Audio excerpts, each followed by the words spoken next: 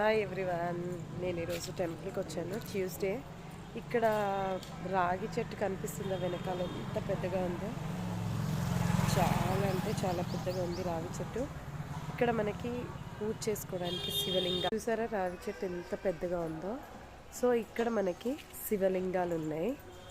అంటే మనకి గుళ్ళకి వెళ్ళినప్పుడు మనం అభిషేకం చేయనియరు కదండి, లైక్ వాళ్ళే చేస్తారు, మనకు ఒక సాటిస్ఫాక్షన్ పంతులు గారు. సో ఇక్కడైతే మన చేతితో మనం తీసుకొని పాలు పోయొచ్చు, అభిషేకం చేసుకోవచ్చు, దీపాలు పెట్టుకోవచ్చు, హారతి ఇచ్చుకోవచ్చు. ఎవ్వరు రిస్ట్రిక్షన్స్ అయితే ఏం లేదు, ఎవరు ఏమనరు. సో ఇక్కడే సుబ్రహ్మణ్యేశ్వర స్వామి విగ్రహం ఉంది, ఇక్కడ కూడా అభిషేకం చేయొచ్చు.